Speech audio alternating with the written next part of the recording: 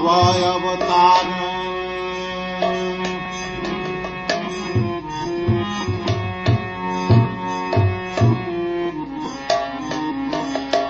Patita Pavan Abhay Avatar Osama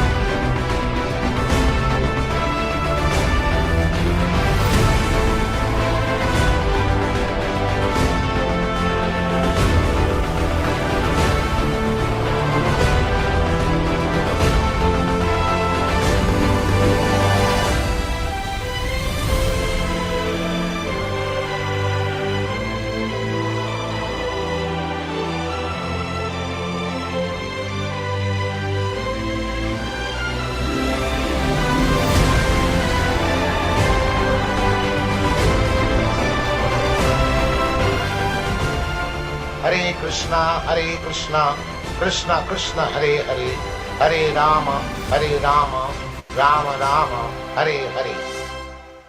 Hare Krishna. Glories to Srila Prabhupada, and welcome everyone who's here already and who will be joining us in due course with our Wednesday night Chaitanya Charitamrita reading and discussion from the unedited, unadulterated, unchanged books of His Divine Grace, A.C. Bhaktivedanta Swami Prabhupada. And I wanted to mention briefly about our planned Complete Guide to Self-Realization books. It's a series of books to give new people an understanding of Krishna consciousness before they enter into the reading of the original Bhagavad Gita, Srimad Bhagavatam, and Chaitanya Charitamrita. And I've written in our preface how many of us, when we first joined the movement, we had very little background into the philosophy. Back here in Hamilton, we only had one book, the Blue Gita, Bhagavad Gita, that Uttama Shloka, Ron Marinelli, got from the McMaster University Library. It was actually taken from the library by a group of young men, 14, 15 years old, who were interested in Krishna consciousness and didn't have any real understanding of how to conduct themselves properly. And they took that book and gave it to Ron Marinelli, Uttama Shloka. And subsequently, he started to meticulously read the book, make notes. He was a scholarly type of person back then. Make notes and charts, and he wanted to teach it in the high schools. Can you imagine? And then step by step, the devotees from Buffalo and Toronto started to come to Hamilton, and they set up a center in our band house. We had a famous band back then for the local area, the #1 band in Hamilton. And they came and set up the so-called center in that rented house, and I had to move out. So it's a quite interesting story of how we became devotees. Over 19 Prabhupada disciples from Hamilton, 19, the most in North America from one city.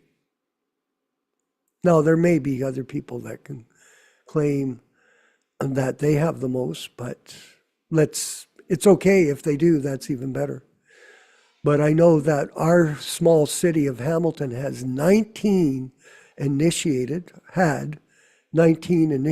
Prabhupada disciples. All came from our group, our musical group, and our work back in those days of preaching Krishna consciousness according to the teachings of Srila Prabhupada. So we're working on that guide, the complete guide to self-realization, and there's about 18 chapters in it. And we're also having an editorial board review it. I've started the process. We're getting some good suggestions from some of our members on how we can improve the content in the book,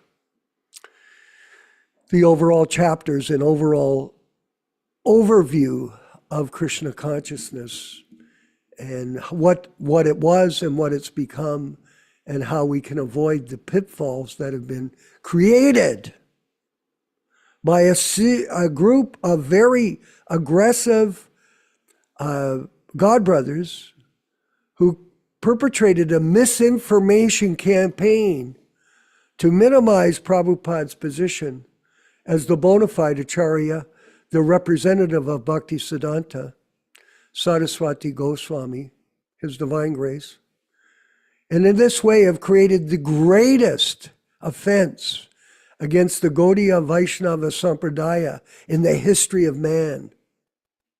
Terrible, eh? Well, someone could say, geez, that's quite startling. But if you look at it carefully, everyone, if you study it carefully, that's what happened. Absolutely. It's a very unfortunate set of circumstances. And recently, there's been a book published by a couple of our godbrothers on the poisoning of Srila Prabhupada, which is even a great controversy that's emerged in the Vaishnava community worldwide, that Prabhupada was poisoned by his disciples. Now, there's a case for that, whatever. And they presented an elaborate explanation of it. But the fact of the matter is, there's a cloud of distrust. There's a cloud of confusion, misrepresentation that's been created by a certain group of people. And this has not been good for everyone. It's been a tragedy. So that we're working on, okay? And we're moving ahead with it. And I'll keep you posted on our results as we keep going forward. I wanted to, number 2, talk about the departure of Gopal Das in Riotepec, Mexico. As you know, I was summoned there last month for a 4-week visit. And during that visit, our godbrother, Gopal, was in extreme distress, Ram Raghava, let's say. He was healthy in November, Yashodanandana Prabhu. He was healthy. I left. I suspected there might be something wrong, but I didn't think he was going to die this quickly. And when I went back in the beginning of February, I saw him in a very difficult state. He had progressed very much towards death because of the diseases that had infected his body. We never know when we'll die. We never know. Although some people think, oh, I'll live on forever. That's their perspective on their life, and they're entitled to that. But the fact of the matter is, time and tide wait for no man. And this is something that we should always meditate on, especially when you get older. When you get older, the days are numbered. Let's face it. And every day when you go on the social media, you see this person's died, that person's died, this person's died. Another movie star today died, some big Hollywood star at 65. So Prabhupada explains that your mother has died, your father has died, your sister has died, your brother has died, your friends have died, but you think I won't die. Not me, it's not me, it's them. It's always them, not me. This is illusion.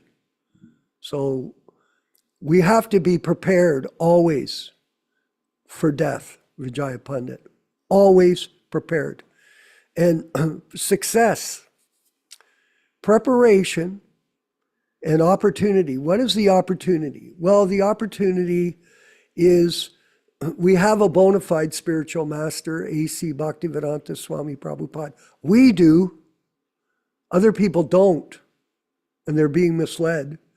We do have a bona fide spiritual master, and we have his instructions in over 6,500 letters, in over 2,400 recorded lectures. Yes. And all the books that he's produced, 132 books that were published during his time. And this is a great opportunity for us as devotees to prepare for death. And it's done under the direction of Srila Prabhupada and his teachings. And I was talking to Yashodanandana Prabhu earlier.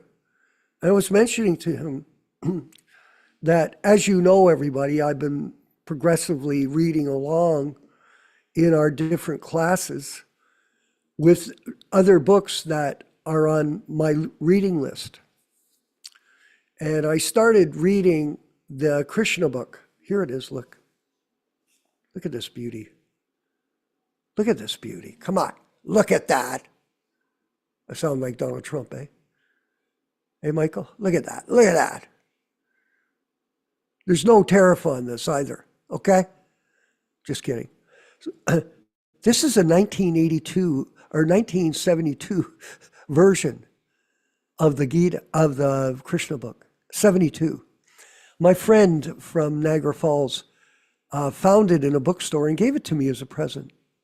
Yeah. It's the original. I wish I had the other 2 volumes, Yashoda. There were 3 volumes in this. This is a thinner one, you see. But still, I've started to read it. And as a progressive, my new project is to read the Krishna books. And I read the Chaitanya Charitamritas volumes 3 times in the last 6 years, the whole sets. And because Bhakti Siddhanta suggested that he would do that in old age you should concentrate on those literatures. But all the literatures are good. And so I started reading this, and I came to a wonderful section that I wanted to read to all of us tonight from the preface of the Krishna book. At the end, what Prabhupada says. And we'll go to it right now. This narration was presented by Shukadeva Goswami when Maharaj Parikshit was prepared to give up his body, fasting on the bank of the Ganges. And that's what Paul was. He was preparing to give up his body. In order to assure Shukadeva Goswami that by hearing Krishna Katha, he would not feel tired, Maharaj Parikshit expressed himself very frankly. Hunger and thirst, he said, may give trouble to ordinary persons or to me, but without feeling tired. But the topics of Krishna are so nice that one can continue to hear about them without feeling tired, because such hearing situates one in the transcendental position. Vani incarnation puts you in the transcendental position by hearing from the bona fide spiritual master. I know repetition is there, but repetition of a good thing is a good thing, Prabhupada said. You have to hear it. Why? Because we forget. We wander off. The mind wanders off into the illusion. The weather is nice or the weather is bad. The news is good or the news is bad. All kinds of interference in our focus. Always interference. All different things that do this. The topics of Krishna are so nice that one can continue to hear about them without feeling tired, because such hearing situates one in the transcendental position. Pretty clear, Michael? That's it. Simple. Simple for the simple, difficult for the crooked mind. It is understood that one must be very fortunate to hear about Krishna Katha seriously, like Maharaj Parikshit. Prabhupada said you have to be serious if you want to be a disciple. If you're not serious, why bother taking up the process? What's the point? I mean, you can get some benefit if you come occasionally here or there, and like a bird, you go and peck at the water fountain and take a few drips and fly away. But that's not going to get you back home, back to Godhead. You get benefit, but you don't get fixed up that way. He was especially intent on the subject matter because he was expecting death at any moment. Oh, expecting death. Every one of us should be conscious of death at every moment. Every one of us. This life is not at all assured, like Paul. He thought he was going to live, go Paul, but he's dead. He's burnt. He's ashes. They're sitting back in Yotapek in his room. Not his body, tragically. At any time, one can die. It doesn't matter whether one is a young man or an old man. So before death takes place, we must be fully Krishna conscious. Preparation and opportunity creates success. So follow this process every day. Minimum 16 rounds and all the other rules and regulations. At the point of his death, King Parikshit was hearing Srimad Bhagavatam from Shukadeva Goswami. I tried to get Paul to focus, go Paul, while he was in his distressed state. It wasn't easy, okay? I believe at his last kirtan, I was chanting so loud at him and focused, looking right at him. The nurse said he believed that at that point he went unconscious and his eyes just stayed fixed on me. And I chanted the Nishringa prayers and the holy name, and Jai Shri Krishna Chaitanya, Prabhu Nityānanda, Sri Advaita Gadadhar, Srivasadi Gaur Bhaktavinda. All these great mantras to penetrate through his ears into his soul. When King Parikshit expressed his untiring desire to hear about Krishna, Sukadeva Goswami was very pleased. Shukadeva was the greatest of all Bhagavat reciters. And thus he began to speak about Krishna's pastimes, which destroy all auspiciousness in this age of Kali.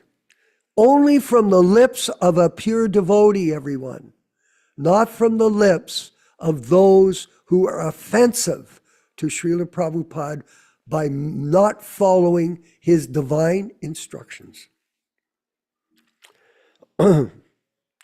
Shukadeva Goswami thanked the king for his eagerness to hear about Krishna, and he encouraged him by saying, "My dear king, your intelligence is very keen because you are so," here's the key word, everyone, eager to hear about the pastimes of Krishna. He informed Maharaj Parikshit that hearing and chanting of the pastimes of Krishna are so auspicious that the process purifies the three varieties of men involved. He who recites the transcendental topics of Krishna, he who hears such topics, and he who inquires about him. So three classes of men. So the speaker and the hearer, like in our class, some of us are speaking, some of us are listening, and both parties are equally benefited. Remember that. Equally benefited because of the transcendental nature of the content. These pastimes are just like the Ganges water, which flows from the toe of Lord Vishnu. They purify the three worlds, the upper, middle, and lower planetary systems. What nectar, eh?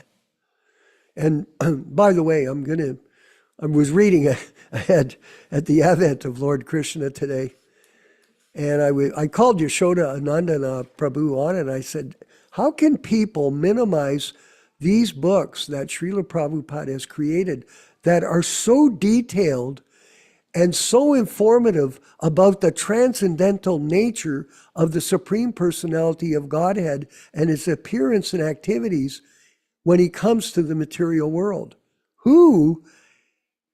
Some of our God brothers, they somehow or other think that they have some kind of position of special transcendence because they've associated with Prabhupada, and they promote themselves in the Vapu representation of themselves instead of the Vani incarnation of the transcendental words of Srila Prabhupada in these amazing books.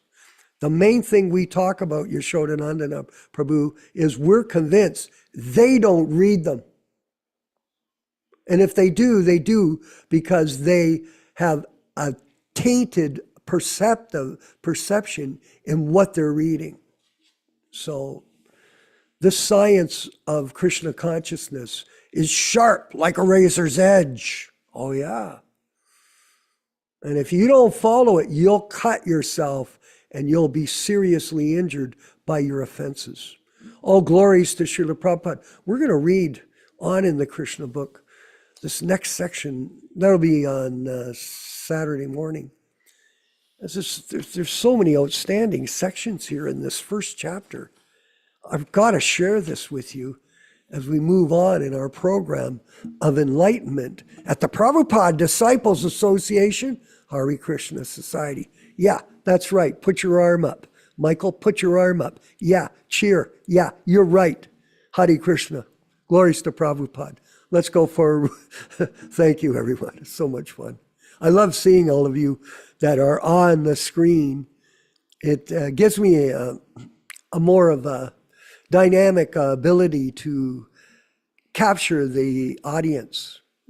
I used to do it when I gave lectures at the Toronto Temple. We used to have 400-500 people every Sunday for 10 years. So I kind of missed that, opportunity, but this one is also ecstatic. All glories to Srila Prabhupada, and all glories to the Sankirtan movement of Lord Chaitanya Mahaprabhu. Let's go ahead with the chanting of Jaya Radha Madhava. Hare Krishna.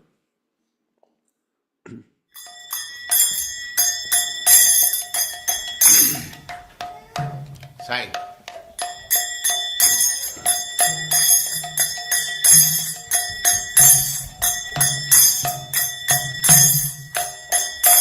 Jaya Radha Madhava Punya Bihari.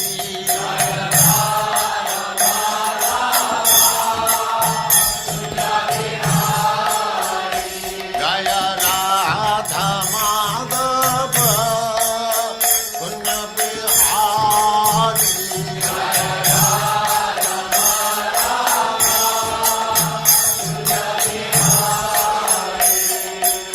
Gopi Jana Vallabha Girivaradhari.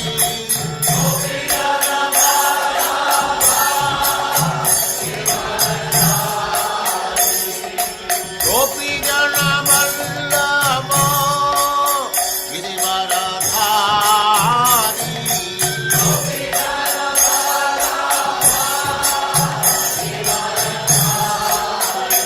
Jaya Radha Madhava Punya Bihari.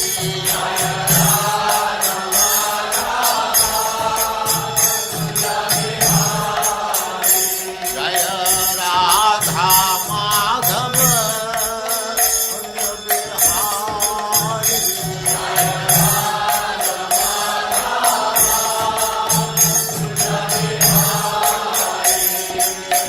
Gopi Jana Vallabha Girivaradhari.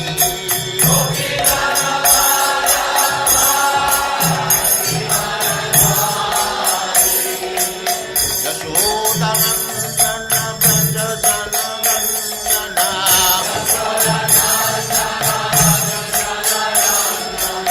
Yashodanandana Braja Jananandana.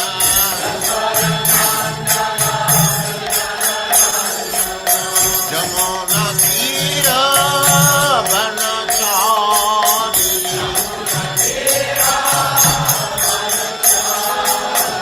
Jamuna Tira Vanachari.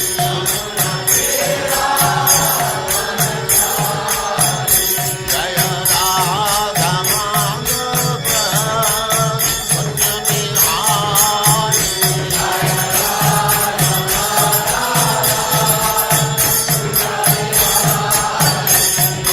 Gopi Jana Vallabha Girivaradhari.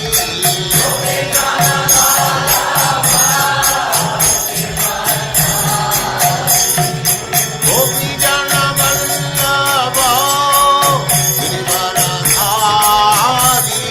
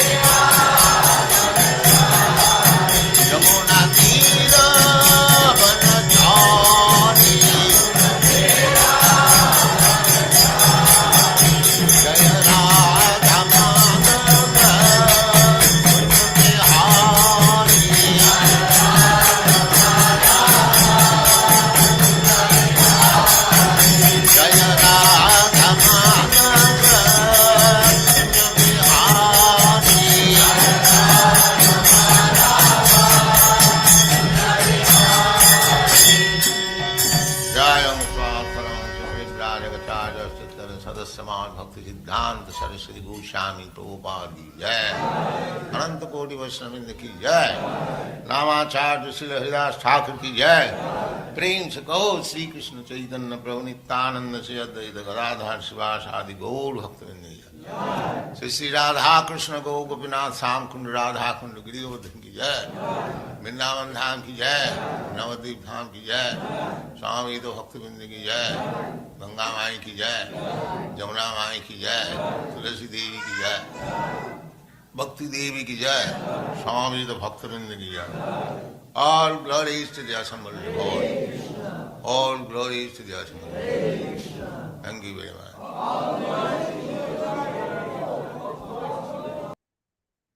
Om Namo Bhagavate Vasudevaya.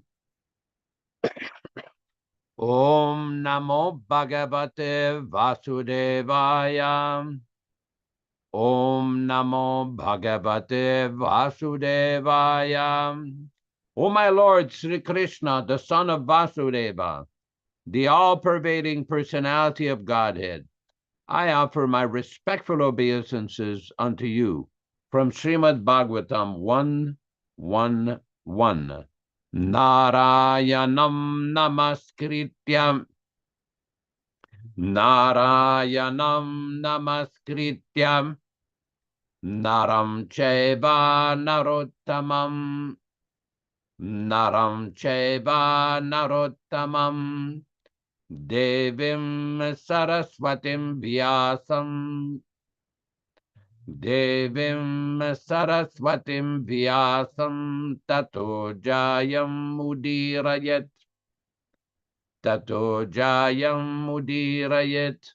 One should utter the means of conquest, Srimad Bhagavatam and Sri Chaitanya Charitamrita, after offering respectful obeisances, 1, to the personality of Godhead Narayana, 2, to the Narayana Rishi, who is the supermost human being, 3, to the Mother Saraswati, the goddess of learning, then 4, to Srila Vyasadeva, the author, from Srimad Bhagavatam 1-4.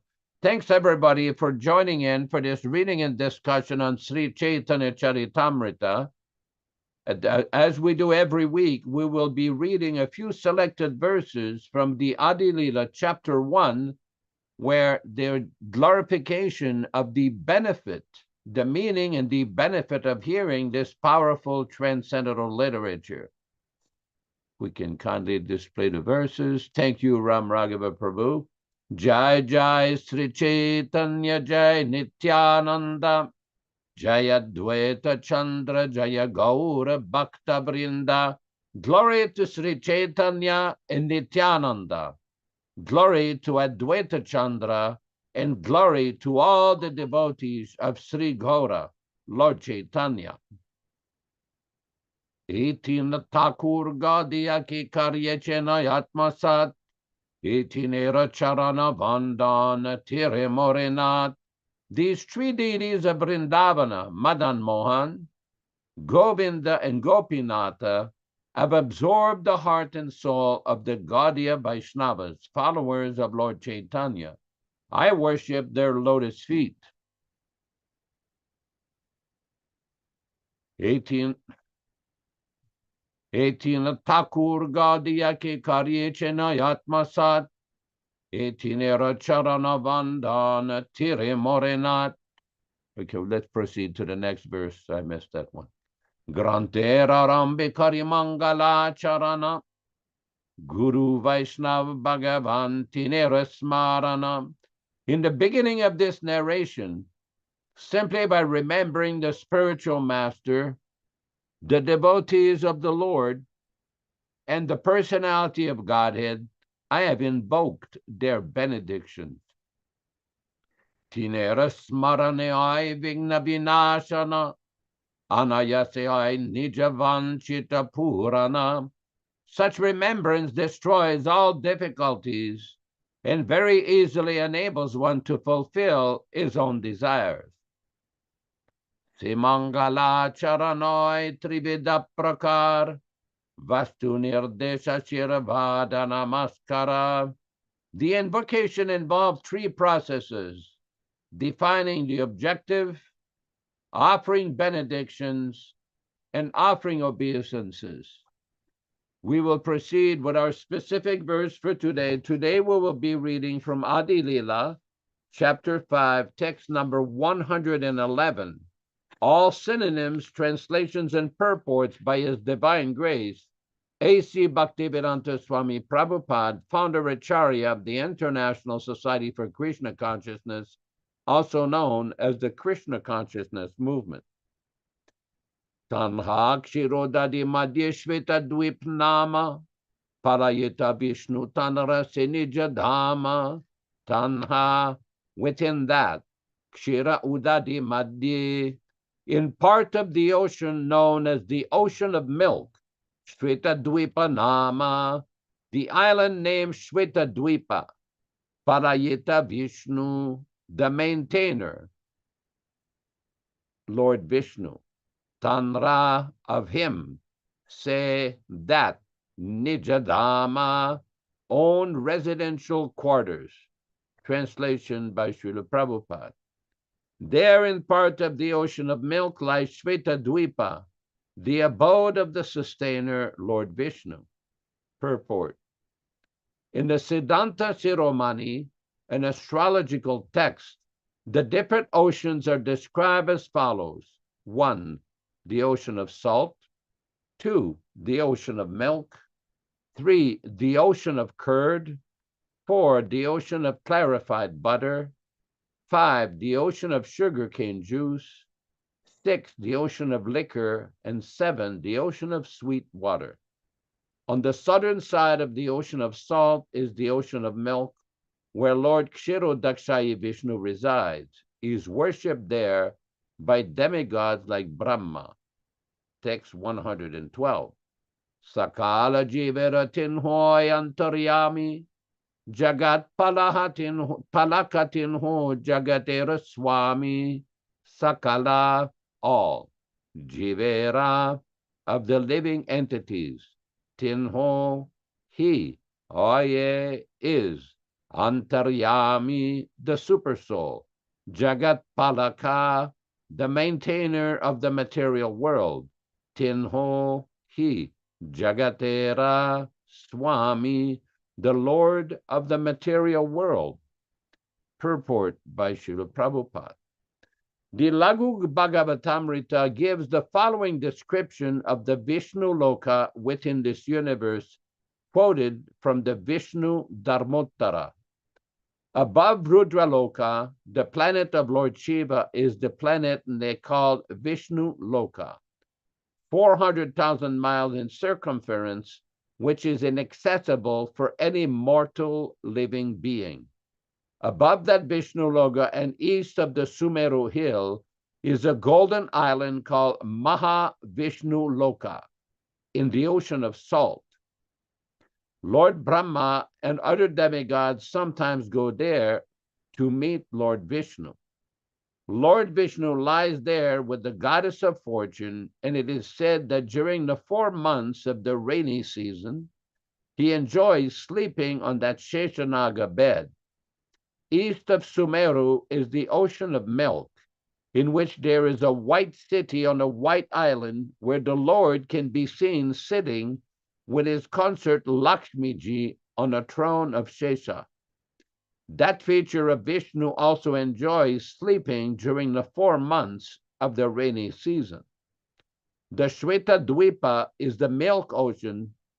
In the milk ocean is situated just south of the ocean of salt. It is calculated that the area of Shveta Dvipa is 200,000 square miles. This transcendently beautiful island is decorated with desired trees to please Lord Vishnu and his consort. There are references to Shveta Dvipa in the Brahmanda Purana, Vishnu Purana, Mahabharata, and Padma Purana, and there is the following reference in the Srimad Bhagavatam 11, 15, 18. Shveta Dvipa Pato Chittam Shuddhe dharma maye maye dharayaha svetatam yati shadurmi rahitu naraha. My dear Uddhava, you may know that my transcendental form of Vishnu in Shvetadvipa is identical with me in divinity. Anyone who places this Lord of Shvetadvipa within his heart can surpass the pangs of the 6 material tribulations: hunger, thirst, birth, death, lamentation, and illusion. Thus, one can attain his original transcendental form. Text 113. Yuga manvantare dharinanaya avatar dharma samstapana karya dharma samhar. Yuga manvantare. In the ages of millenniums of Manu, Dhari accepting, Nana various, Avatara incarnations, Dharma samstapana kare establishes the principles of religion, Adharma samhara vanquishing irreligious principles. Translation: in the ages and millenniums of Manu, he appears as different incarnations to establish the principles of real religion and vanquish the principles of irreligion. Purport: Lord Vishnu, who lies in the ocean of milk, incarnates himself in various forms to maintain the laws of the cosmos and annihilate the causes of disturbance. Such incarnations are visible in every Manvantara. In other words, in the course of the reign of each Manu, who lives for 71 multiplied by 4,300,000 years. 14 such Manus take their birth and die just to yield the place for the next during one day of Brahma. Text 114. Devaganapayan haradarashan Shirudakara tiriyai karinastavan Devagane. The demigods, na, not, paya, get, yanhara, whose, darashana, sight, shira udadi tire, on the bank of the ocean of milk, yai, go, karena stavana, offer prayers. Translation: unable to see him, the demigods go to the bank of the ocean of milk and offer prayers to him.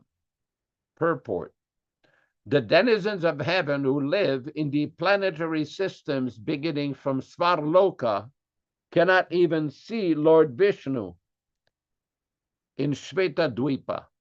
Unable to reach the island, they can simply approach the beach of the milk ocean to offer transcendental prayers to the Lord, appealing to him on special occasions to appear as an incarnation.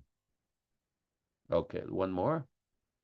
Text 115. Tabe avatari kari jagat palan ananta be bhavtan hanahi kaganan.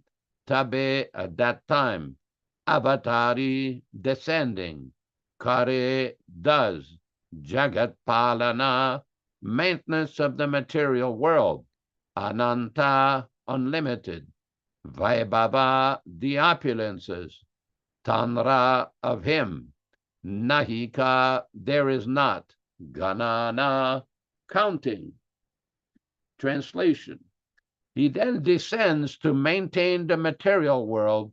His unlimited opulences cannot be counted. Om ajnana timirandasya jnanam janashalakayam chakshuran melitam yena tasmai Shri Gurave namaha. Namo Vishnupadaya Krishna Prestaya Bhutale Srimate Bhaktivedanta Swamin Niti Namine. Namaste Saraswate Deve Gauravani Pracharine Nirvishesha Shunyavadi Paschatya Deshatarine Bhakti Siddhanta Shishyaya Bhakti Vedanta Namine Prasannaya Prashantaya Tasme Shri Gurave Namaha. Bhagavad Vandana Kadyam Guru Vandana Purvakam Kshiram Sharkara Yuktam Kadatehi Visheshatah Adadana Strinam Danteridam Yache Punaha Punaha Srimadrupa Padam Bhoja Dulisyam Janma Janmani Amsho Bhagavatosmyaham Sadadasu Asmi Sarvata Tat Kripa Pikshako Nityam Tat Presta Shatakaromisvam Sri Krishna Chaitanya Prabhu Nityānanda Sri Advaita Gadadara Srivasadi Gaura Bhakta Vrinda Hare Krishna Krishna Krishna Hare Hare Hare Rama Rama Rama Hare Hare. As we have discussed several times before, we can see by reading and studying Srila Prabhupada's books that there is so much detailed knowledge of the structure of the spiritual world, the material world, the various planets, how everything is being created, how the various demigods are occupying very special position in the administration of the universe. Here we have a description of Shweta Dvipa, mention of Shweta Dvipa.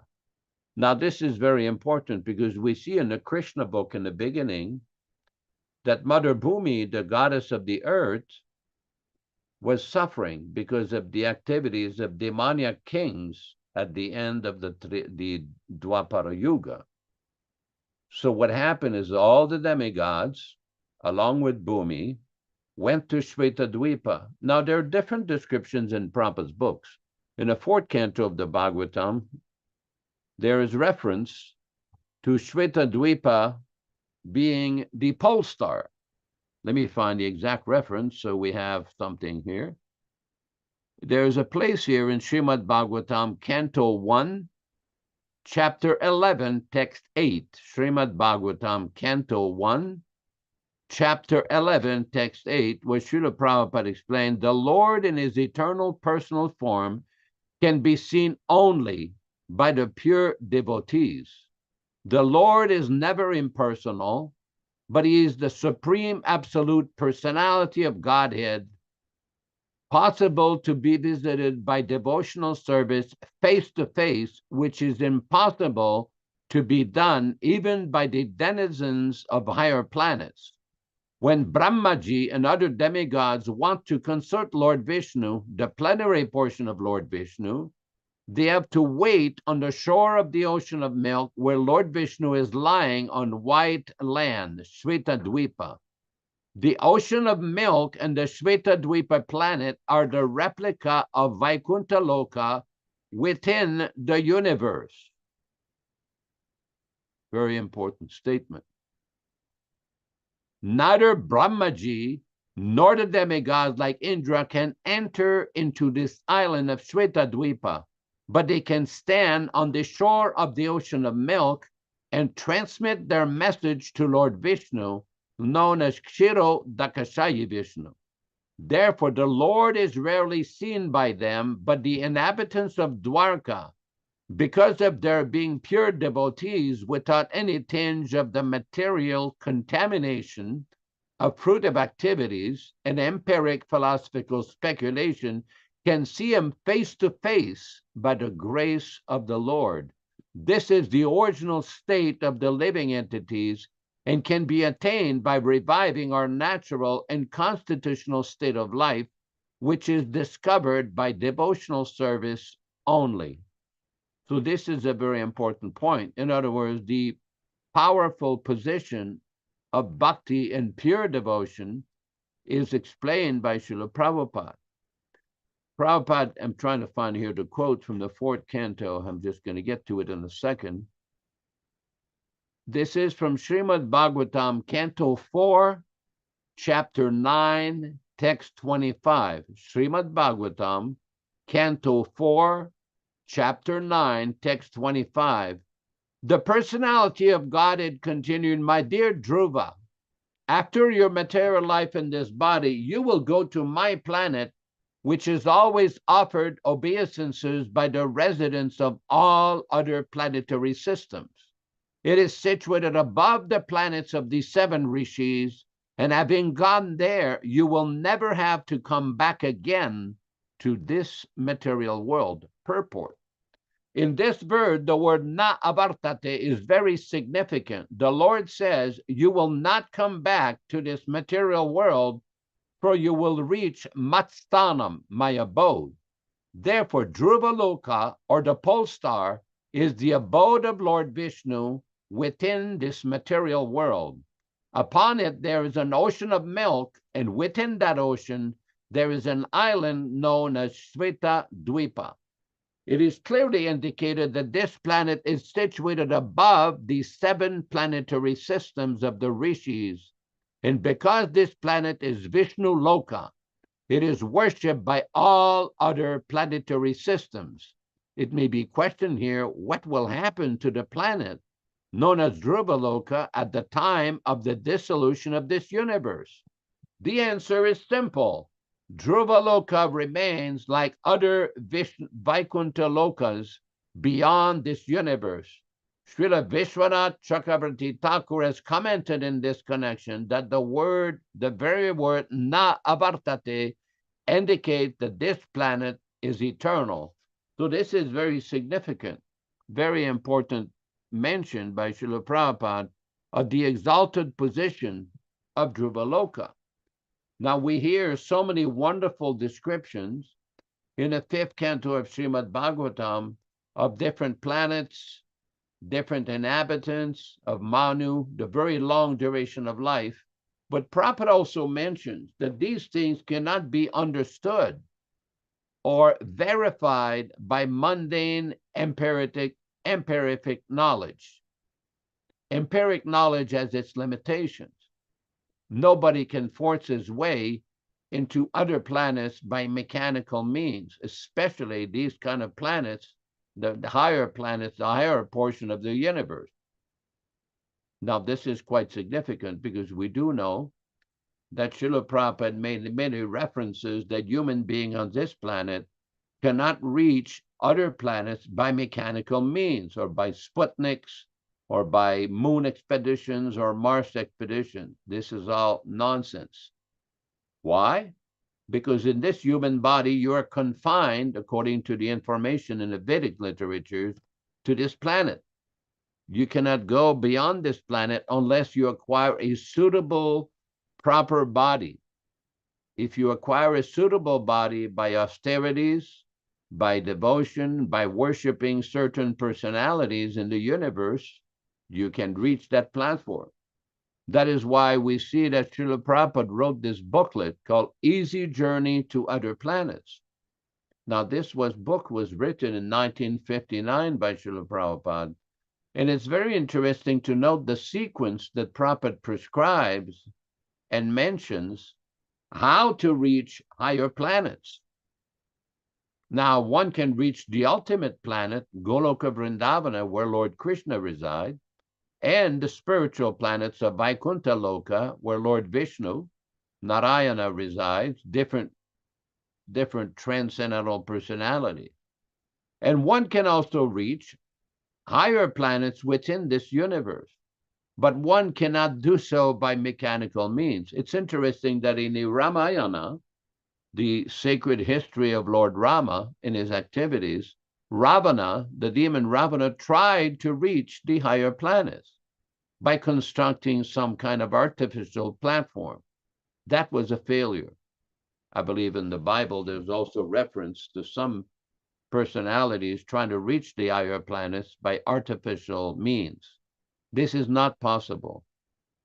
In 1971 in Calcutta, we had an interesting discussion with Srila Prabhupada, Nityānanda Swami, and my lowly self and various other devotees were in Prabhupada's room.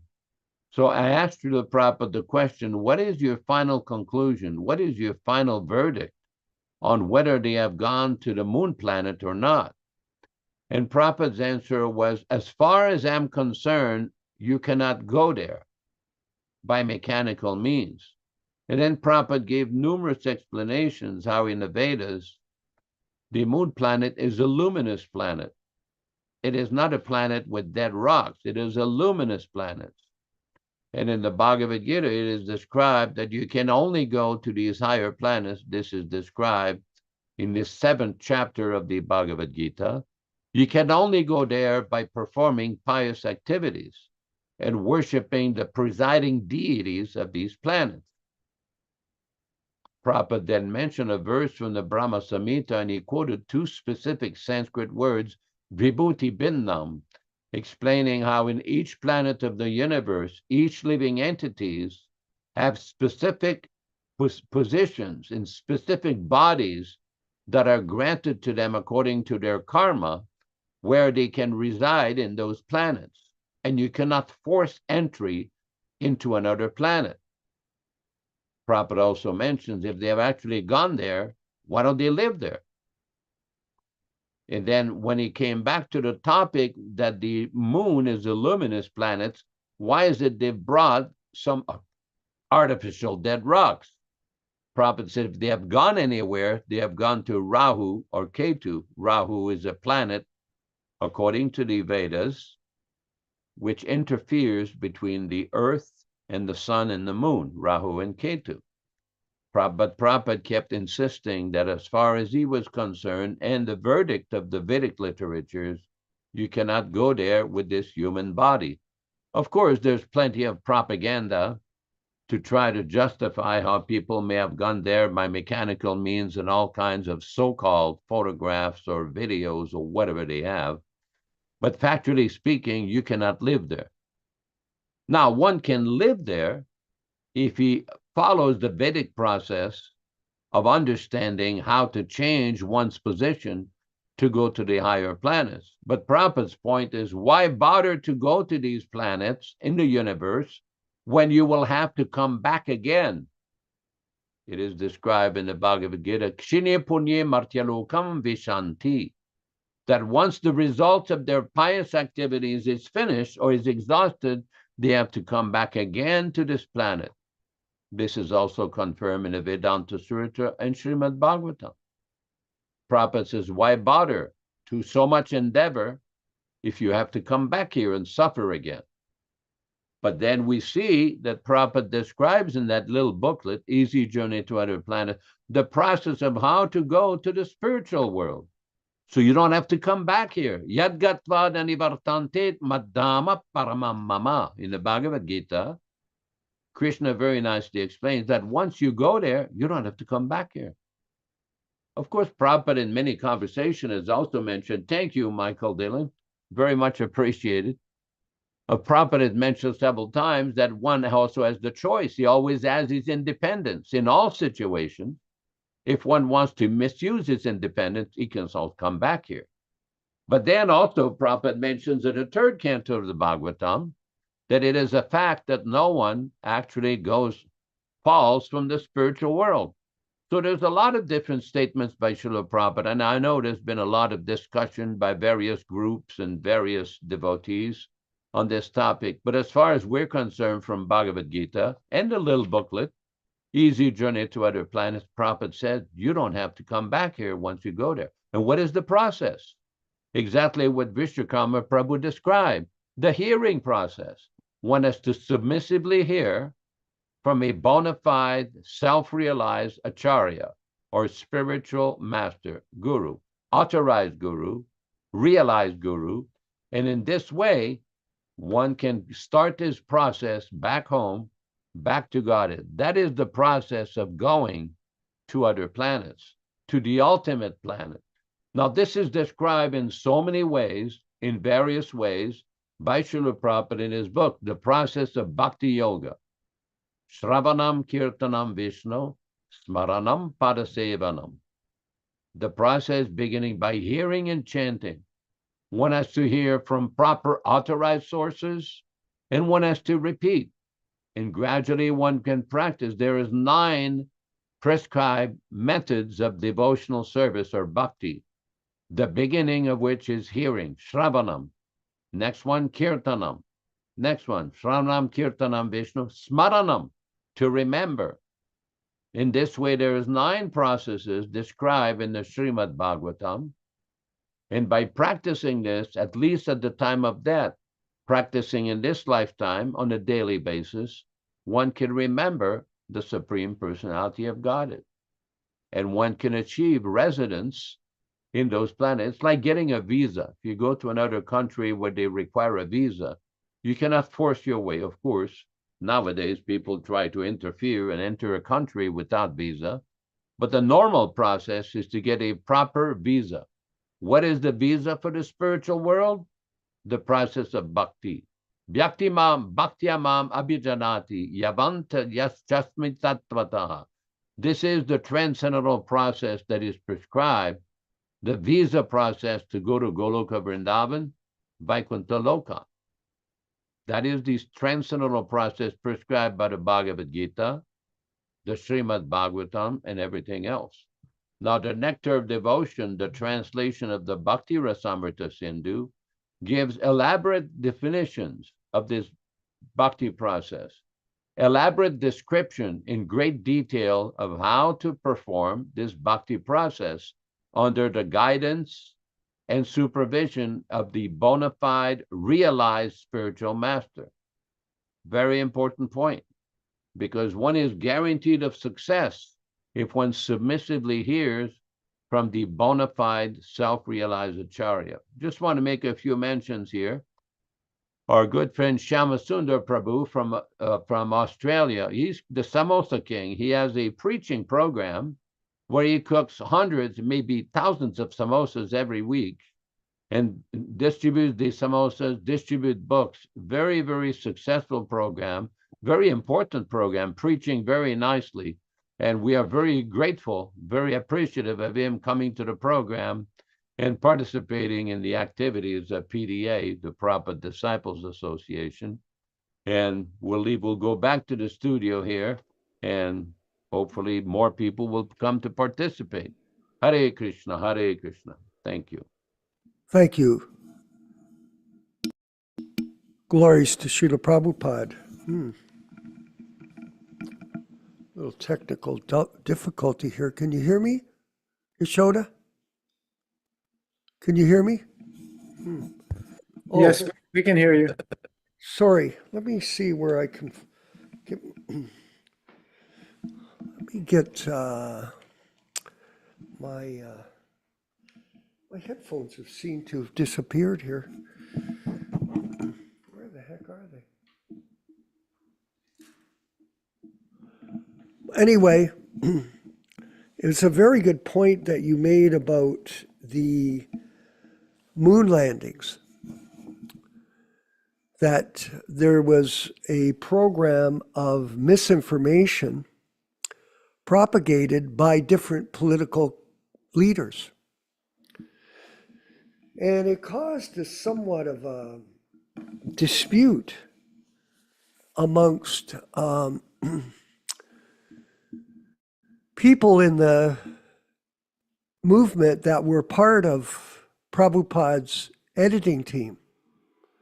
In fact, it was a controversy that they didn't want to put this statement of truth in Prabhupada's books because they felt that it would discourage other people from taking up Krishna consciousness by the denial of this fact that they didn't go to the moon. And Prabhupada explains that the reason they did, first of all, forget about Prabhupada's explanations.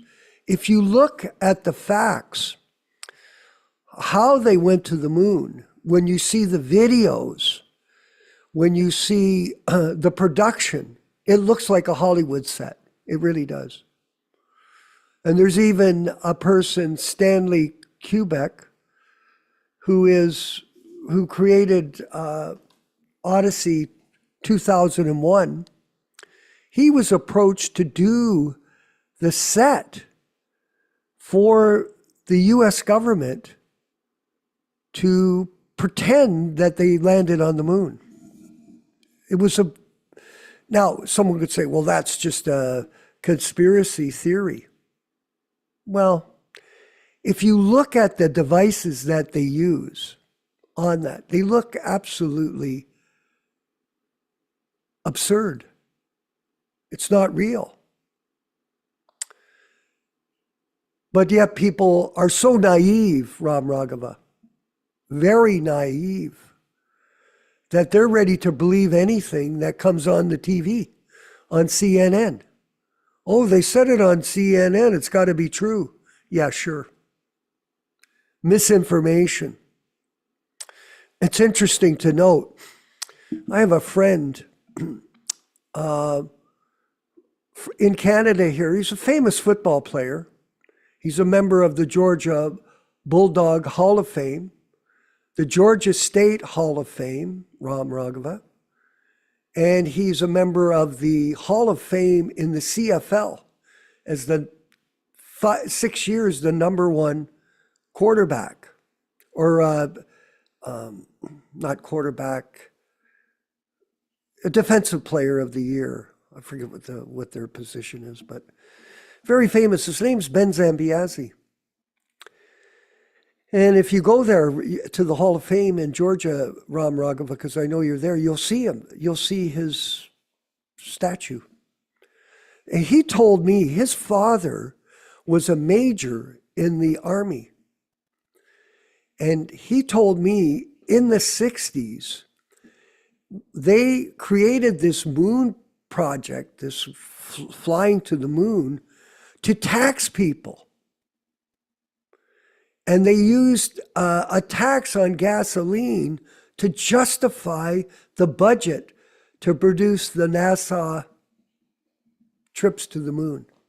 It was a taxation. It wasn't a fact. It was just take money.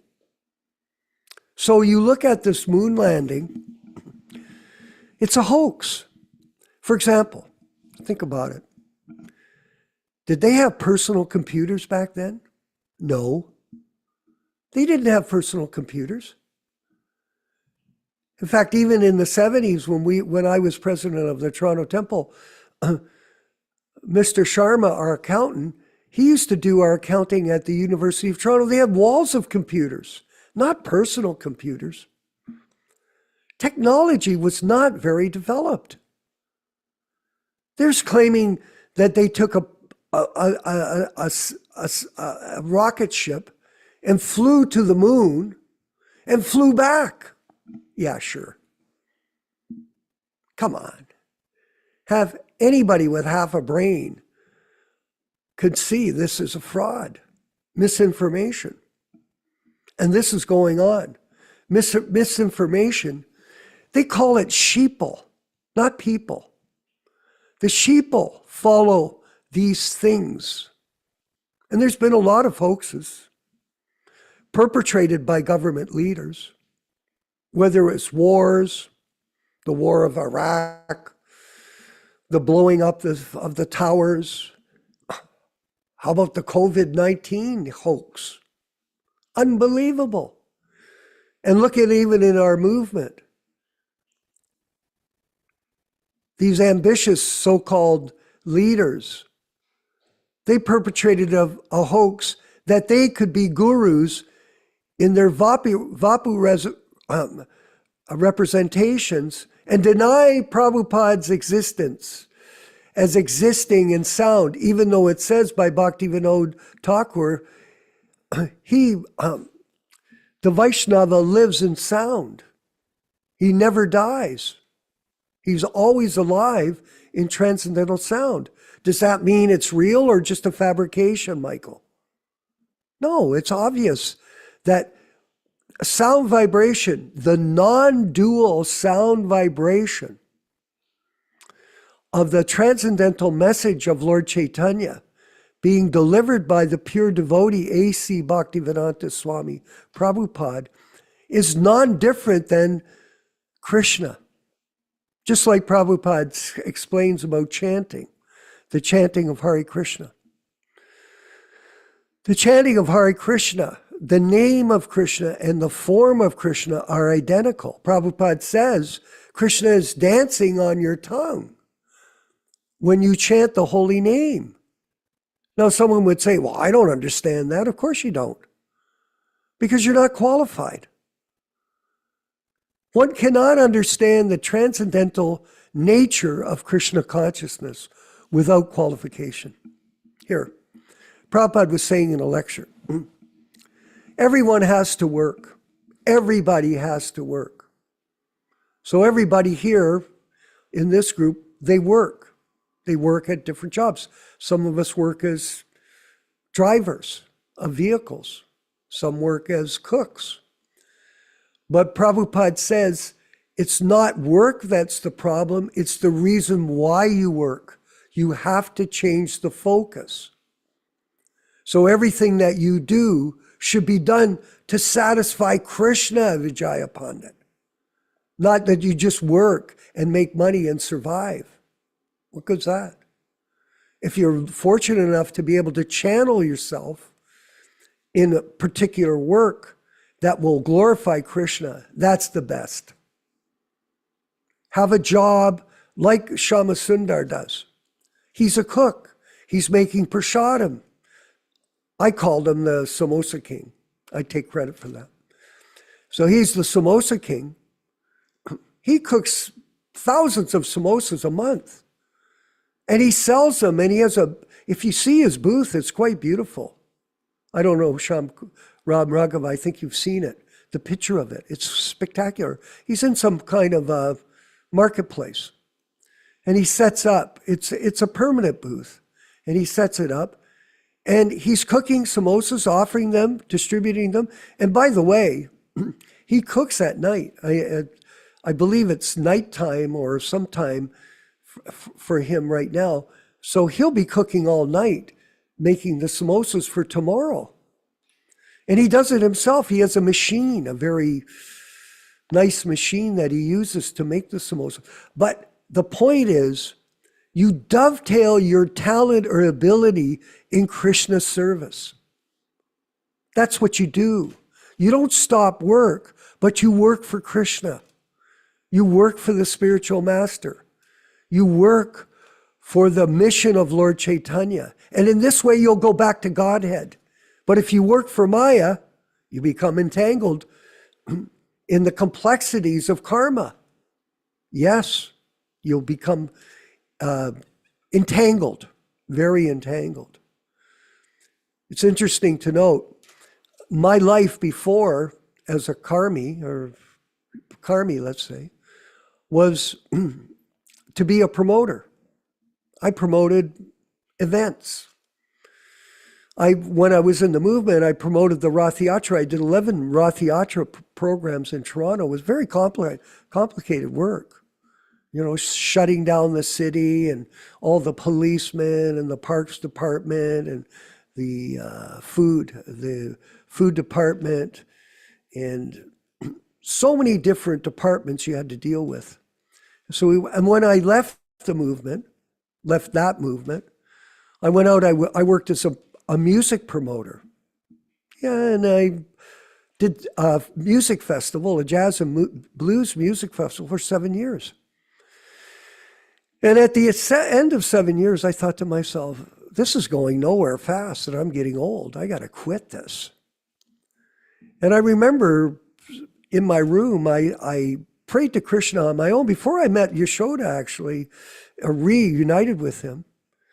And I prayed to Krishna, let me promote for you, not for me. And somehow or other, in the last 9 years, it's evolved to this stage.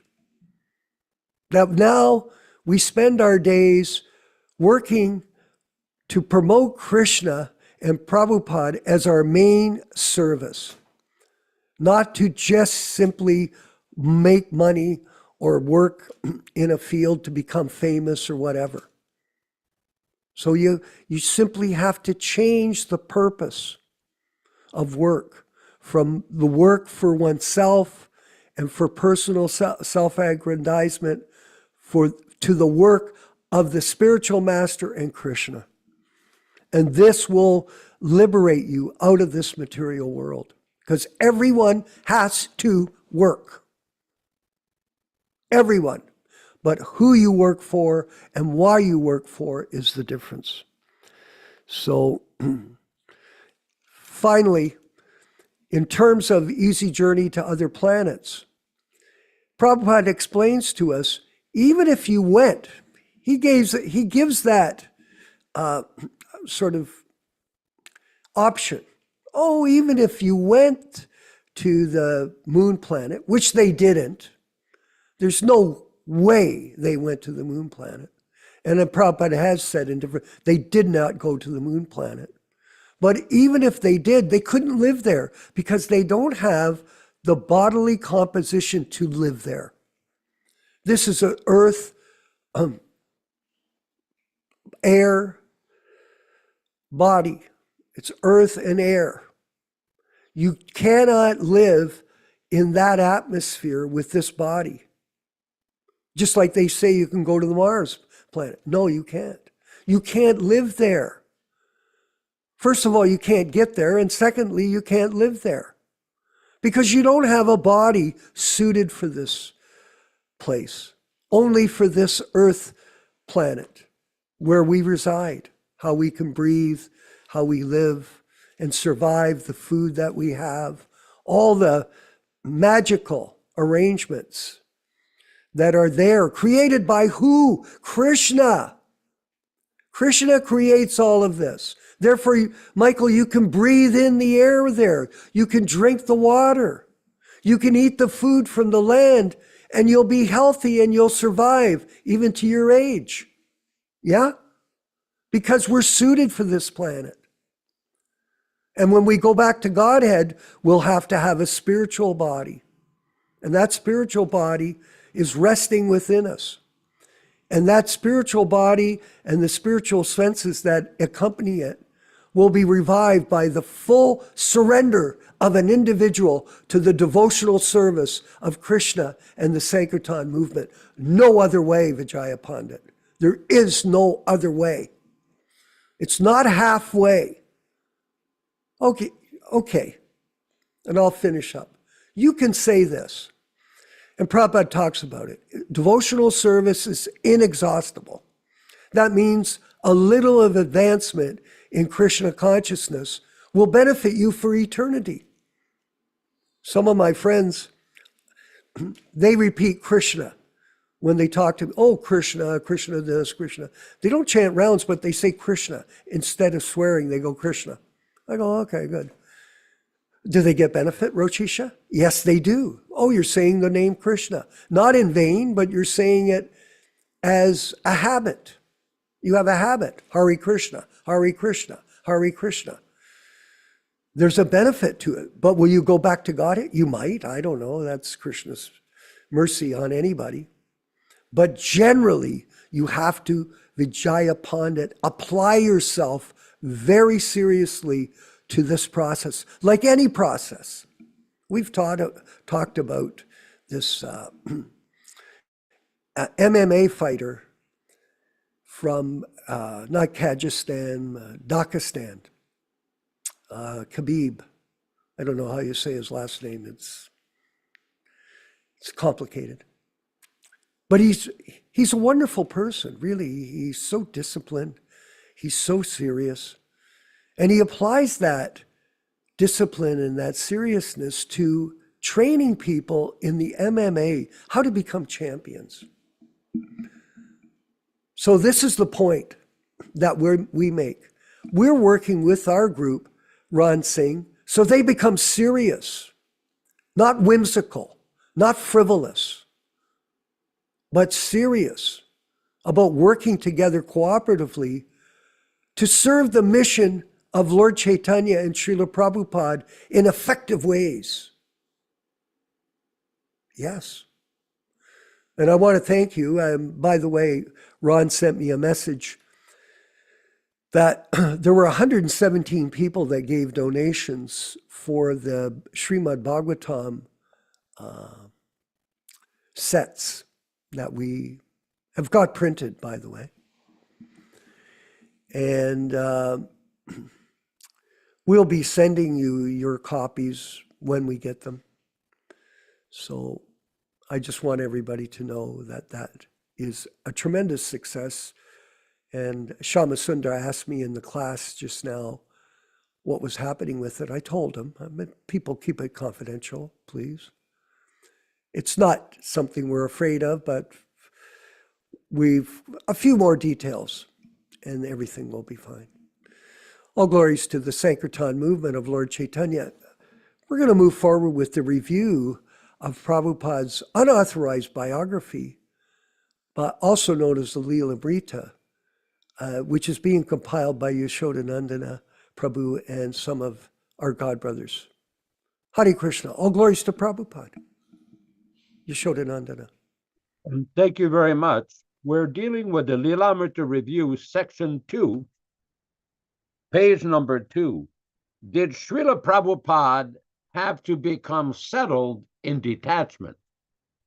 The Leelamrita claims that Srila Prabhupada was so attached to family life that he had to become artificially settled in detachment. This is from Leelamrita, Book 1, page 163. His spiritual emotions were so turbulent that he wasn't thinking of going to Jhansi. He wanted to take a train to anywhere. Next, we have Leelamrita, Book 1, page 222. Abai spent his time in Jargram, chanting the holy name and becoming settled in detachment from his family. Next, we have Paramahamsa as the highest perfectional stage of life beyond attachment and renunciation. We have to understand here, however, the Shastra states that the Nitya Siddha Paramahamsa is beyond both attachment and renunciation. Srila Prabhupada explains in Bhagavatam, Canto 4, Chapter 4, Text 20, a sannyasi cannot act like a householder, nor can a householder act like a sannyasi.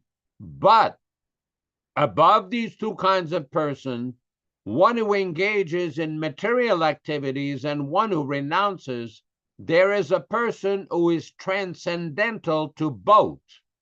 He is in the Paramahamsa stage, the highest perfectional stage of life. For a person who has attained this stage, neither the Vedic activities for realizing material enjoyment nor those for renunciation are applicable. Was Srila Prabhupada in awe of his teachers? The pure devotee is callous to instructions of demons and non-devotees. The Leelamrita says that His Divine Grace Srila Prabhupada felt mundane awe, admiration, and tension towards and in relation to karmis. From the Leelamrita, Book 1, page 24. But to Abai, Calcutta and the British were not alarming, and even held a certain fondness for his Scottish teachers. Although he looked up to them with a mixture of awe, distance, and some tension, he admired their moral uprightness and their gentlemanly, courteous behavior with the boys. Webster's dictionary defines awe as fearful veneration inspired by something sacred. The Shastra, however, tells us that a pure devotee never has a high regard for atheistic teachers, no matter what their so-called good qualities are. From Srimad Bhagavatam, Canto 7, Chapter 8, text number 5. A devotee does not care for the instructions of the asuras. When they give instructions, he remains silent. A devotee cares about the instructions of Krishna, not those of demons or non-devotees. He does not give any respect to a demon, even though the demon be his father. According to Shastra, neither does the pure devotee Srila Prabhupada make bodily distinctions, which are always based on ephemeral high and low positions. We have a quote from Srila Prabhupada explains in the Adi Lila, chapter 4, text 31. In the material world, we are situated in designated positions only, but pure devotional service begins when one is freed from all designations. When love of Krishna is awakened, then the designated positions are overcome. Thank you. Back in the studio to you. Hare Krishna. Haribo. Yeah, I thought that was an interesting quote, Yashodanandana Prabhu, that the devotee never listens to the demons. Absolutely, that's the truth. Because a lot of times these demoniac people are based on bodily designations. Like, for example, you have a nationalistic spirit in a country, like in the case of Germany back in the Second World War. Very nationalistic in their approach to their politics, absolutely. And it drove people to war. That's what happened. It drove everyone to war. And nationalism has never been a good thing for a country because it segregates people from each other. For example, like nowadays, they have this MAGA campaign, Make America Great. So it's all about them. Now they may say, oh, well, we want to help everybody, but that's yet to be seen. But first they're trying to help themselves. And at the expense of everyone else, hypothetically, who can understand politics anyway, or economics, unless you're absorbed in it. But the idea of false identification with the body is a mistake. For example, and devotees, a lot of devotees are somewhat confused. Many of them. I saw a post, Ram Raghava, on Facebook of a devotee from Los Angeles. And he put up 50 things that were wrong with Donald Trump. 50. And I wrote to him, I said, do you consider yourself a Democrat or a Vaishnava? Just asking. I asked him that. And he wrote back to me, have you ever read any of my books? I go, what's that got to do with the question? I asked you, what do you think you are? Do you think you're a Democrat or a Republican or an anti-Republican? Or do you see yourself as Prabhupada's servant? No answer. Let's see what he says. So many people are we're not supportive. Did Prabhupada support Mahatma Gandhi's movement, Vijay Pandit? No, he dropped out. He quit. When he met Bhaktisiddhanta Saraswati Goswami, he quit that movement of Mahatma Gandhi and became a Gaudiya Vaishnava under the disciplic succession of, that's our position, Ram Raghava. Totally. We do not preach this side or that side. We preach Krishna consciousness. We're not the body. We're spirit souls. We're eternal servants of Krishna. Nityo Nityananam Chaitanas Chaitananam Eko Yo Bahuna Vadati Kaman. The eternal servants of Krishna. That's what we are, Michael. And anybody else that thinks that we're something different, they are in Maya. M-A-Y-A. That which is not. Now, it's hard to accept that, Tom. Maya. Because everybody's under a spell. It's like captivation. You get captivated by a sense of well-being, captivated by success, captivated by money, captivated by beauty, You get captivated by it. If you see people on the screen when they're looking or dancing in the screens on the social media, they're captivated. Look how good I look. Look how pretty I am. Oh, yeah, okay, yeah, you're very good looking. For a little while. It's like a rose. Rose is nice. Prabhupada says, material beauty is like a rose. It quickly wilts, deteriorates, and dies. Why is plastic surgery so popular in America? Ram Raghava. Why is it that so many women spend billions of dollars on plastic surgery to make themselves look beautiful? Because they're in the bodily conception of life, the Maya of the illusion of life. And this will not qualify a person for going back home, back to Godhead. No, it won't. We had a song we wrote back in the 60s.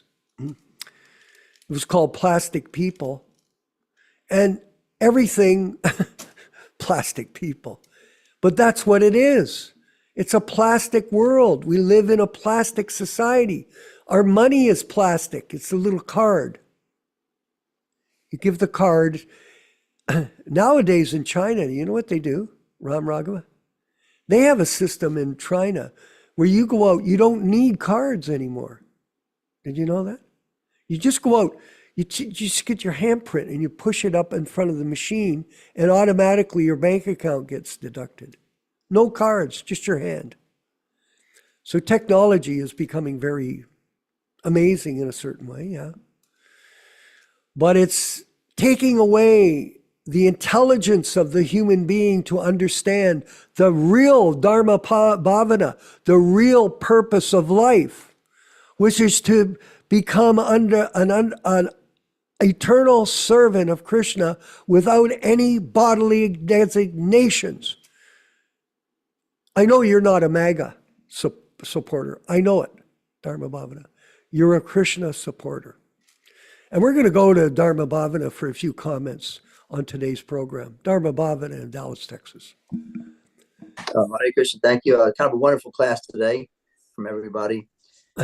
About 25 years ago, Yeah. I asked one devotee who was associated with the TOVP, are they going to show the universe the way the Bhagavatam shows it, or are they going to show it more like what the scientists show it? And the devotee, one of the managers, he said, I don't know. So my question is, now the TOVP in Mayapur is finished or almost finished, how does it look? I mean, I'm just curious. I have no idea. And along with that, I found that there's two different types of devotee scientists over the many years. One, he tries to present the Vedic knowledge in such a way so that devotees will increase their faith by showing it how it agrees with the material scientists and the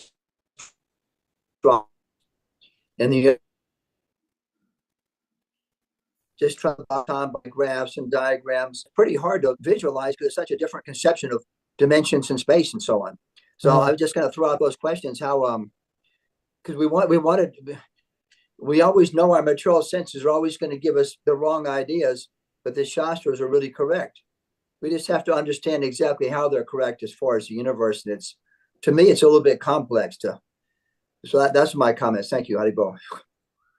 Yashoda or Ram Raghava, both of you. We'll start with Yashoda. Do you know what the circumstances in Mayapur are about the construction of the temple there and the universal points? Well, I do know that they've constructed a large building. Incidentally, I just want to mention in 1972, when we had the first Mayapur festival celebration at Mayapur, and Prabhupada laid the foundation of the temple, Prabhupada had Naranarayana Das, also known as Vishwakarma. He was given the name Vishwakarma by Prabhupada. He had him set up a mock, a sample of the future Mayapur temple. And he created that, and this was done under the specific personal direction of Srila Prabhupada. Uh-huh. And this was going to be a dome that was going to be typical Vaishnava Bengali architecture. In Bengal, they have specific Vaishnava architecture, Bengali Vaishnava architecture. It was going to be a very large dome, and within that dome, they were going to have the description of the universe, or as Prabhupada described, it would be like a chandelier where all the planets would be exhibited. I don't know exactly what they're doing with that. I've not heard any specific final decision of what they've done with that, but Prabhupada had a very specific design that he instructed Nityānanda. There was even a souvenir that was published in Calcutta at that time, which had the actual description, photographic description of this future temple. And Prabhupada invited all of his godbrothers to come so that he would, present that to them. And they also had the installation. We had the installation of Ananta Shesha in a specific pit and with Vedic ceremony with that. But the point is, there was a specific format that Prabhupada wanted that temple to be. Now, what they've constructed, according to them, supposedly, allegedly, was a different than the original plan that Prabhupada had. Now, as far as the actual structure of the universe, I think they're still discussing what they want to present. Because I believe there's a lot of them that are discussing whether or not they really want to present the structure of the temple, of the Vedic planetarium, according to the 5th canto of the Bhagavatam. As a matter of fact, your good friend Uttama Shloka had a private email thread for several years where they were discussing all different kinds of scriptural quotations from the Bhagavatam and other scriptures about the structure of the universe. Now, this is an ongoing project with the ISKCON movement, the ISKCON group. And then there was basically, I don't know exactly what the current conclusion is, basically with regards to their conclusion. Well, what have they concluded? The people in Mayapur are in charge of the TVOP of the Vedic planetarium. But I do know that Uttama Shloka and his group had very elaborate discussion on this. I don't know exactly, again, what the final conclusion of the ISKCON people on this, but I believe they're still working on it. That's all I can tell.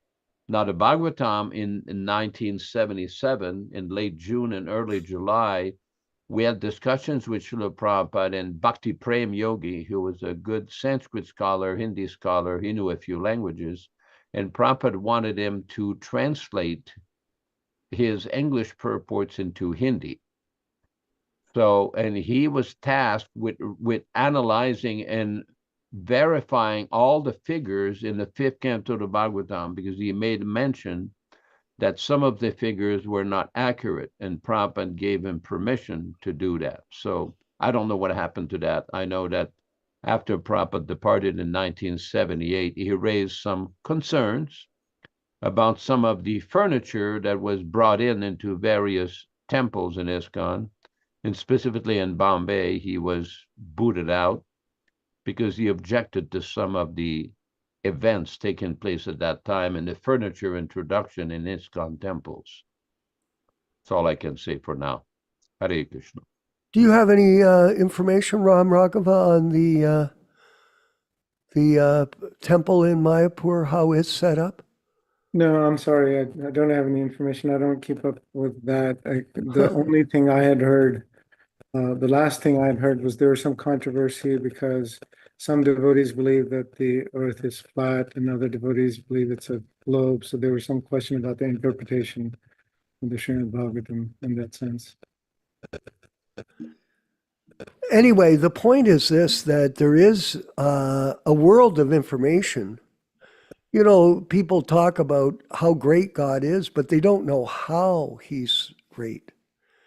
And the Srimad Bhagavatam, the 5th canto, goes into detail explaining about the creation and the different aspects. And we'll get to it eventually on our programs and go over it in detail with all of you.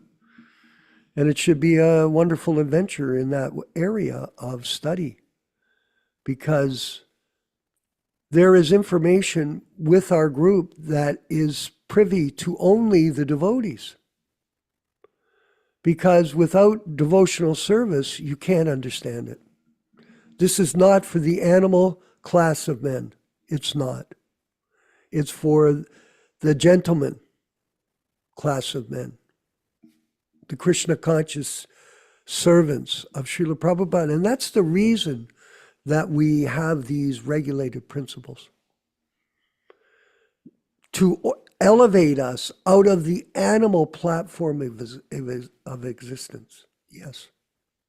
Because the animal eats, he sleeps, he mates, he defends with no discrimination.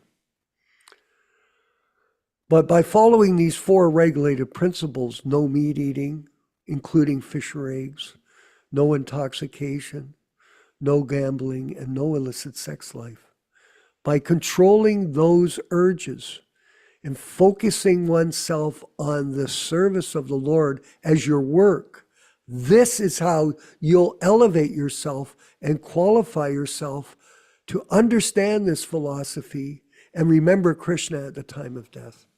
And that's one of the themes of today's show.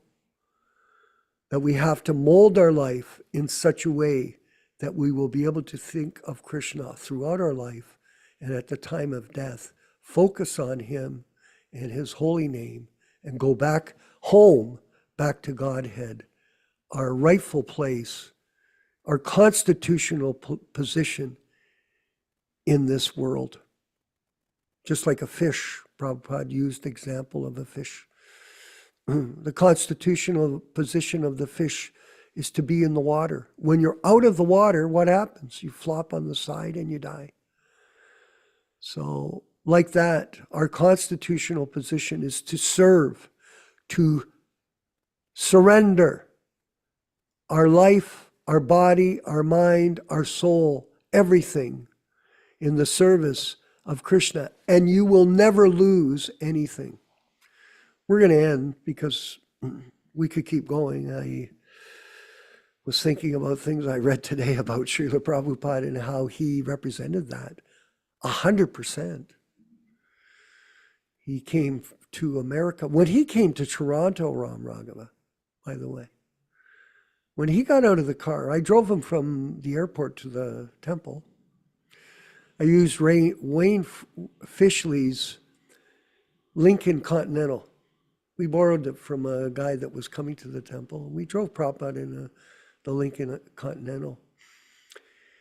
And there's a picture of us getting out of the car, and I'm at the back, and a Hari Sori's walking up the stairs, and he's carrying Prabhupada's suitcase.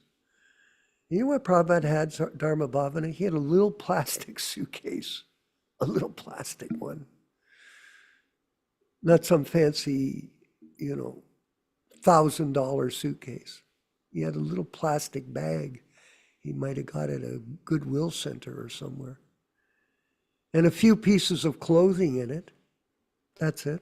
Even though people were giving him stuff, they would give it to him and he would give it away, just like Prabhupada gave away that silk kurta in Toronto to me when he was leaving. I have it here in a special case here at the house by the altar. So Prabhupada lived humbly like a true sannyasi, no possessions. That's what it takes. Nirmama, nothing is mine. Everything to be used in the service of the Sankirtan mission. And that was Prabhupada's lifestyle. And that's the example he set for us. Not like these people that we see marching around these days and creating an abomination of the Gaudiya Sampradaya disciplic succession. It's just unfortunate. All glories to Srila Prabhupada, and all glories to the Sankirtan movement of Lord Chaitanya. And we're going to move forward with the 2-minute and 54-second kirtan. We're already at 9:43 up here in Canada. Snowy, icy, rainy Canada. It was supposed to be tomorrow is supposed to be 20 degrees, Yashoda. Today it was a huge ice storm. Oh well. Up and down like a yo-yo in the life of a Canadian with the weather. But nonetheless, the holy name is here to carry us for 2 minutes and 54 seconds. Let's chant along and celebrate the holy name with his divine grace, A.C. Bhaktivedanta Swami Prabhupada, founder Acharya of the Hare Krishna movement. Haribol. Hare Krishna, Hare Krishna, Krishna Krishna, Hare Hare, Hare Rama, Hare Rama, Rama Rama, Hare Hare. Hare Krishna, Hare Krishna, Krishna Krishna, Hare Hare, Hare Rama, Hare Rama, Rama Rama, Hare Hare.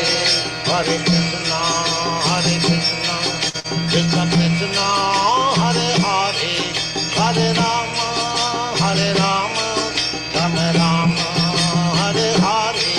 Hare Krishna, Hare Krishna, Krishna Krishna, Hare Hare, Hare Rama, Hare Rama, Rama Rama, Hare Hare. Hare Krishna, Hare Krishna, Krishna Krishna, Hare Hare, Hare Rama, Hare Rama, Rama Rama, Hare Hare. Hare Krishna, Hare Krishna, Krishna Krishna, Hare Hare, Hare Rama, Hare Rama, Rama Rama, Hare Hare. Hare Krishna, Hare Krishna, Krishna Krishna, Hare Hare, Hare Rama, Hare Rama, Rama Rama, Hare Hare. Hare Krishna, Hare Krishna, Krishna Krishna, Hare Hare, Hare Rama, Hare Rama, Rama Rama, Hare Hare. Hare Krishna, Hare Krishna, Krishna Krishna, Hare Hare, Hare Rama, Hare Rama, Rama Rama, Hare Hare. Hare Krishna, Hare Krishna, Krishna Krishna, Hare Hare, Hare Rama, Hare Rama, Rama Rama, Hare Hare. Hare Krishna, Hare Krishna, Krishna Krishna, Hare Hare, Hare Rama, Hare Rama, Rama Rama, Hare Hare. Hare Krishna, Hare Krishna, Krishna Krishna, Hare Hare, Hare Rama, Hare Rama, Rama Rama, Hare Hare. Hare Krishna, Hare Krishna, Krishna Krishna, Hare Hare, Hare Rama, Hare Rama, Rama Rama, Hare Hare. Hare Krishna, Hare Krishna, Krishna Krishna, Hare Hare, Hare Rama, Hare Rama, Rama Rama, Hare Hare. Let us offer our respectful obeisances to all the assembled Vaishnava devotees. Vanchakalpa tarubhyascha kripa sindubhya eva cha patitanam pavanebhyo Vaishnavebhyo namo namaha. I offer my respectful obeisances unto all the Vaishnava devotees of the Lord. We all offer our respectful obeisances, who can fulfill the desires of everyone, just like desire trees, and who are full of compassion for the fallen souls. Thanks, everybody, for participating in this lively program on Sri Chaitanya Charitamrita. Thanks, Vishwakarma Prabhu in Hamilton, Ontario. Shyamasundar Prabhu in Australia. I still can't remember. Are you in Adelaide? Where are you?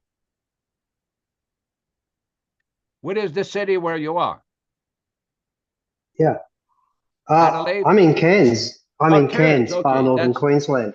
Northeast Australia. Very nice. Thanks, Ram Raghavan in And- Brighton, Georgia. Very much appreciated. Rupa Goswami in Mumbai, India. Ron Singh in Oroville, California, near the beautiful Feather River. We need to put some Ganges water in there.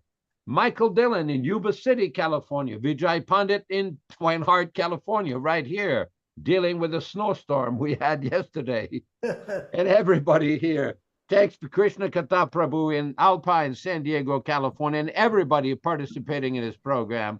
Thanks for participating. Please come back on Saturday morning for Bhagavad Gita reading at 7 o'clock a.m. Pacific Standard Time. And we will definitely have a very interesting, beautiful program. And thanks, Shamasundar Prabhu in Cairns, Australia. We greatly appreciate your preaching program and your samosa program. Did you want to say something, Shamasundar? Go ahead.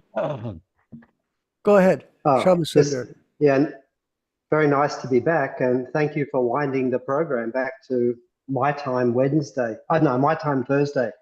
That's so I can come again. So when you wound it forward, it was Friday my time, and I'm at the market selling all day, so I couldn't attend. So thank you very much for winding it back. That's awesome. Good to be back. It's Krishna's arrangement. That's all. And we're happy to be back. Hey, Yashoda? That's right. Divides Always. the week up nice, and we've got a good group of production people, and we march on, everyone. Hare Krishna. We're going to have the Jamaican devotees chant with us. None of these people were devotees, but I taught them the Maha Mantra, and they sing really nicely in the 16 beat section. So carefully chant along and see if you can keep up with them. Hare Krishna.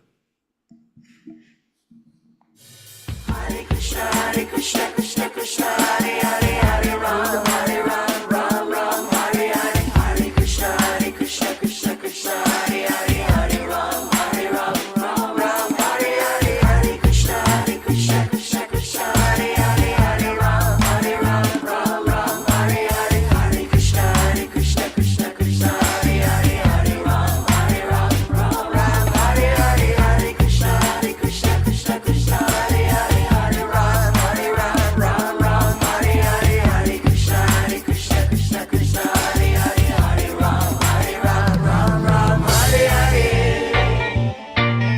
Hare Krishna,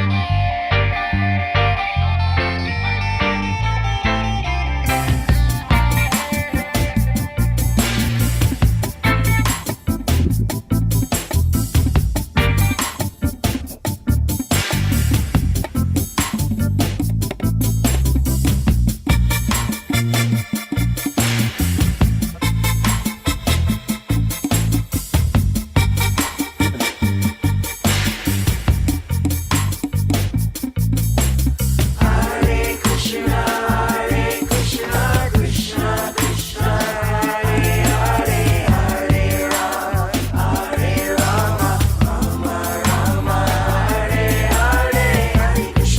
Krishna, Krishna Krishna, Hare Hare, Hare Ram, Hare Ram, Ram Ram, Hare Hare. Hare Krishna, Krishna Krishna, Hare Hare, Hare Ram, Hare Ram, Ram Ram, Hare Hare. Hare Krishna, Krishna Krishna, Hare Hare, Hare Ram, Hare Ram, Ram Ram, Hare Hare.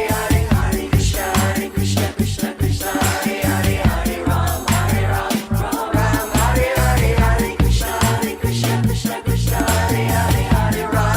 Ram, Ram Ram, Hare Hare. Hare Krishna, Krishna Krishna, Hare Hare, Hare Rama, Rama Rama, Hare Hare.